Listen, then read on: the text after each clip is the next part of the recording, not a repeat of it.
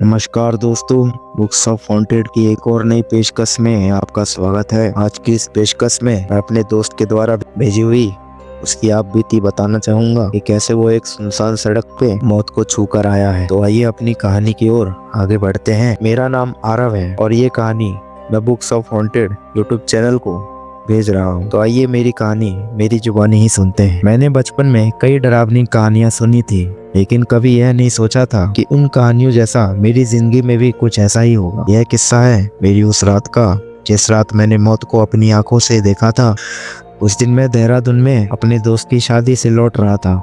देर हो चुकी थी और मेरे पास वापस जाने का कोई साधन भी नहीं था। मजबूरी में मैंने अपनी दोस्त की बाइक उधार ले ली और ऋषिकेश की तरफ निकल पड़ा। रास्ता पुराना हाईवे था जिसे लोग रात में अक्सर टाल देते थे। कहते थे उस रास्ते पर कोई हादसा होने के कारण उधर प्रेत आत्माएं दिखती हैं और कुछ लोग वहां से गायब भी हो चुके हैं। मैं इन बातों पर ज्यादा ध्यान नहीं देता था। हेलमेट पहना, बाइक स्टार्ट की और निकल पड़ा। शुरुआत में सब ठीक था, हल्की हवा, खाली सड़क और दूर दूर पर कुछ गाड़ियों की रोशनी। लेकिन जैसे जैसे मैं आगे बढ़ता गया, गाड़ियां पीछे छूट गई, मानो वो रास्ते में से गायब हो चुकी हूँ। मैंने बाद में अपनी स्पीड भी स्लो की ताकि वो गाड़ियां मुझसे आगे निकले, पर कोई नहीं आया, सिर्फ मैं और मेरी बाइक। सड़क के दोनों ओर घना जंगल था, ना स्ट्रीट लाइट, ना कोई घर, सिर्फ बाइक की हेडलाइट अंधेरे को चीरती हुई आगे बढ़ रही थी। करीब आधे घंटे बाद मुझे एहसास हुआ कि सड़क पर सन्नाटा कुछ ज्यादा ही गहरा है। ना कोई ट्रक, ना कोई कार, ना कोई आदमी, ना कोई स्ट्रीट लाइट, बस पेड़ों की सरसराहट और मेरी बाइक की आवाज। अचानक मुझे लगा जैसे किसी ने मेरा नाम पुकारा हो, आरव। मैंने तुरंत ब्रेक मारा और पीछे देखा, सड़क खाली थी, न कोई इंसान, न कोई जानवर। मैंने सोचा शायद वहम होगा और बाइक आगे बढ़ा दी। लेकिन 5 मिनट भी नहीं बीते थे कि वही आवाज फिर से आई, इस बार और साफ और नजदीक से। आरव। मेरी रीढ़ की हड्डी में सिरन दौड़ गई, हेलमेट के अंदर पसीना छलक गया। मैंने खुद को समझाया कि यह दिमाग का खेल है, मैं थक चुका हूँ इसलिए मेरे को वहम हो रहा है, लेकिन अंदर डर बढ़ने लगा था। अचानक हेडलाइट की रोशनी में मुझे सड़क के किनारे एक औरत खड़ी नजर आई। सफेद साड़ी, खुले बाल और चेहरा झुका हुआ। मेरे हाथ अपने आप ब्रेक पर चले गए और बाइक धीरे धीरे आकर उसके पास रुक गई। वह औरत बिल्कुल हिल नहीं रही थी, मानो कोई पुतला हो। उसका चेहरा अंधेरे में छिपा था। मैंने धीरे से पूछा, मैडम आप ठीक हैं? क्या आपको मदद चाहिए? उसने सिर उठाया।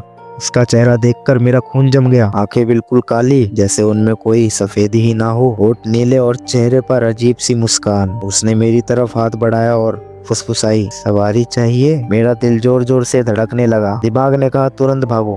मैंने झटके से गियर बदला और बाइक तेज कर दी, लेकिन जैसे ही आगे बढ़ा, वह औरत अचानक मेरी बाइक के ठीक पीछे बैठी हुई महसूस हुई। हेलमेट के शीशे में उसकी परछाई दिख रही थी। मेरे हाथ कांपने लगे। मैंने बिना पीछे देखे बाइक और तेज कर दी। अब स्पीड 80, फिर 100, फिर 120, लेकिन पीछे बैठी उस परछाई का बोझ साफ महसूस हो रहा था। धीरे चलाओ, मेरे कानों में फुसफुसाने की आवाज आई। मैं पागल होने की कगार पर था। रास्ता अंतहीन लग रहा था। हर मोड़ पर लगता अब बच जाऊंगा, लेकिन सड़क खींचती ही जा रही थी, मान लो किसी में एंडलेस लूप में फंस चुका हूँ। फिर अचानक बाइक बंद हो गई। इंजन ने जैसे दम तोड़ दिया। मैं सड़क के बीचों बीच अंधेरे में अकेला खड़ा था। पीछे मुड़ने की हिम्मत नहीं थी, लेकिन तभी मैंने महसूस किया कोई मेरे कंधे पर हाथ रख रहा है। मैंने हिम्मत जुटाकर पीछे देखा। वही औरत थी। अब उसके चेहरे पर मुस्कान और चौड़ी हो चुकी थी। उसकी आंखों में से खून बाहर आ रहा था। वह बोली, मैंने कहा था ना सवारी चाहिए। मैं चीख पड़ा और बाइक दोबारा स्टार्ट करने की कोशिश की। चमत्कार हो गया, बाइक स्टार्ट हो गई। मैंने पूरी ताकत से एक्सीलेटर घुमाया और निकल पड़ा। अब सड़क पर कुछ भी साफ नहीं दिख रहा था। धुंध का अंबार मेरे अगल बगल छा चुका था। सामने सिर्फ धुंध और छाया, लेकिन मैं रुका नहीं। करीब 10 मिनट बाद मुझे दूर से रोशनी दिखाई दी, एक ढाबा। मैं पूरी रफ्तार से वहां पहुंचा और बाइक रोक दी। ढाबे में कुछ लोग बैठे थे। मैंने हांफते हुए उन्हें सब बताया। वह सब एक दूसरे को देखने लगे। फिर ढाबे का मालिक बोला, बेटा तू बच गया।